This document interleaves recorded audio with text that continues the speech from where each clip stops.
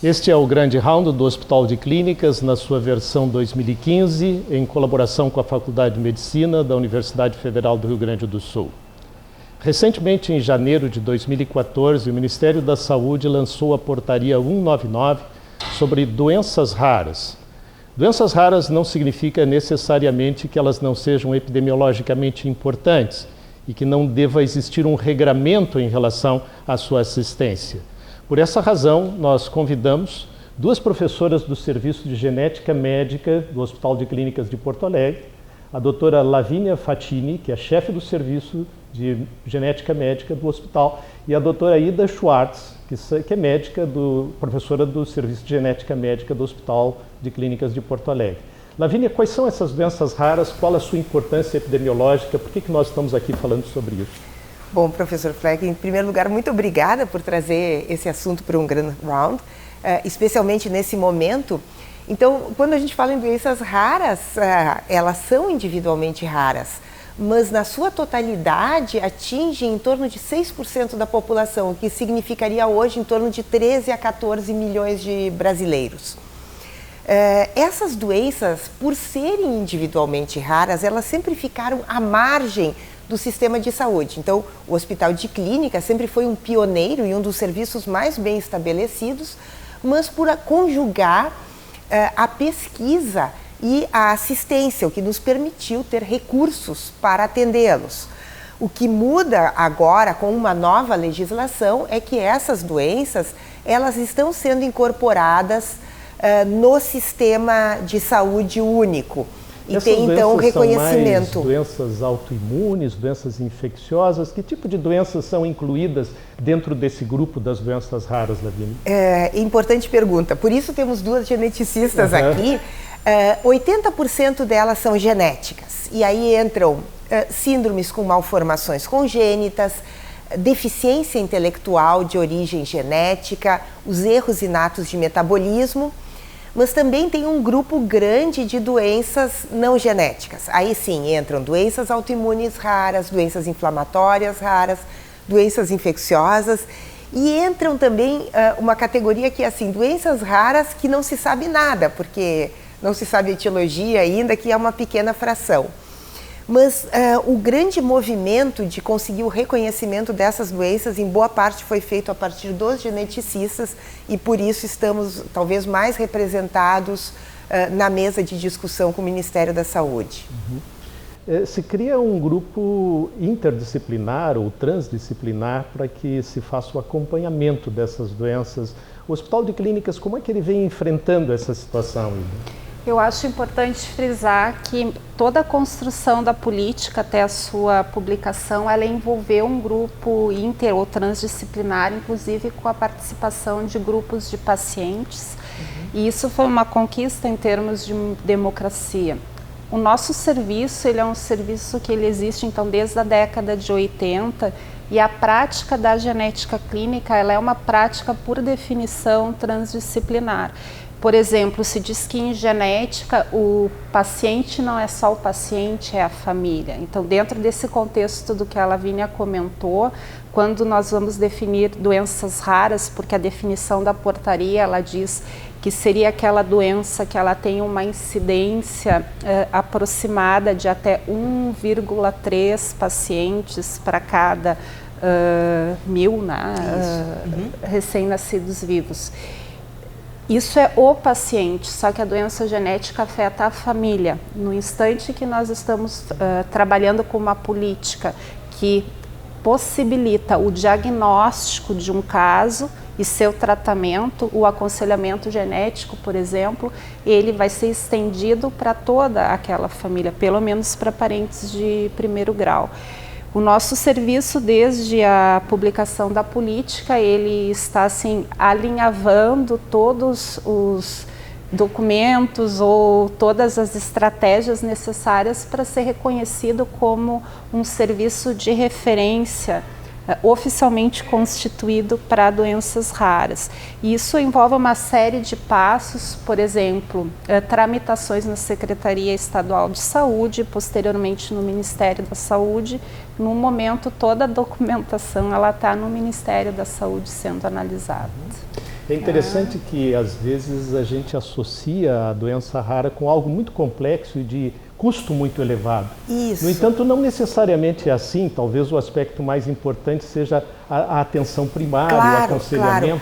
Isso. Aí tem duas coisas importantes que entra o papel do Hospital de Clínicas também, em sendo um hospital que forma pessoas. Então, nós já estamos inseridos dentro do programa de telesaúde e outros, porque qual é a função nossa também? Essa de fazer uma educação para a saúde do profissional na atenção primária, em reconhecer ou suspeitar esse tipo de doenças para fazer o encaminhamento necessário dentro do sistema único de saúde, que não muda nada disso. Por outro lado, essa questão do custo também é importante, porque se sabe agora, existem doenças genéticas que têm tratamentos que são muito caros. Por outro lado, o custo do paciente sem diagnóstico, fazendo uma quantidade de exames que não são adequados, indo de especialista em especialista às vezes, porque não tem um diagnóstico preciso em um acompanhamento, no final causa um ônus tanto para o serviço de saúde como para a comunidade muito grande. Então, estar incorporado numa política de saúde não vai mudar, vai evitar que muitas pessoas entrem com processos judiciais, muitas vezes recebendo tratamentos que não seriam os mais custo-efetivos, né? De forma que uma política ela não vai onerar, mas sim sistematizar e, em grande parte, diminuir, inclusive, o gasto de recurso. Acho que a Ida pode falar mais sobre isso. Eu acho que isso é bem importante, porque nesse processo de construção da política, as críticas que sempre foram ouvidas, elas diziam respeito ao receio em relação aos custos dos tratamentos associados às doenças raras.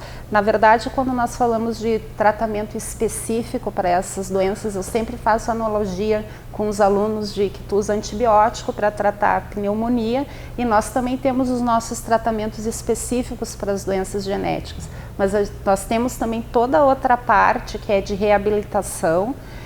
E dentro desse contexto nós entendemos que todas as doenças genéticas elas são tratáveis, mas a minoria delas com tratamentos de alto custo.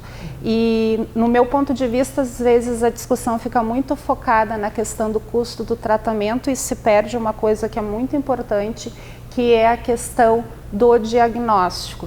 É óbvio que no momento que a política ela está publicada e ela for implementada, que vai ocorrer a incorporação de vários procedimentos diagnósticos. Mas é justamente isso que vai possibilitar a ocorrência ou assim, a implementação de estratégias de prevenção de complicações dessa doença, então de prevenção secundária, e mesmo possibilitar a implementação de medidas educacionais como o aconselhamento genético, que em última instância vão permitir que as famílias decidam por elas mesmas se elas querem ou não arriscar uma nova gestação onde se saiba que tem um risco aumentado de recorrência daquele problema. Hoje em dia, infelizmente, o aconselhamento genético ainda não é uma estratégia assim disseminada ou amplamente disponível no Sistema Único de Saúde, de forma que grande parte das famílias não tem acesso e tem algumas percepções errôneas e equivocadas sobre risco de recorrência. E nós, através do Grande Round 2015 do Hospital de Clínicas, nós estamos levando a medicina para a sociedade. Então é muito importante que as pessoas consigam identificar esses problemas e saber também de que forma elas têm acesso a esse serviço. Lavínia. Isso. Então, como tudo no Sistema Único de Saúde, a porta de entrada é a atenção primária. E uma coisa fundamental, isso que a Ida estava falando, é a história familiar. A história familiar é um ponto-chave. Então, quando o médico ou o profissional de saúde na atenção primária está frente a alguma situação que não faz parte do seu dia a dia, né?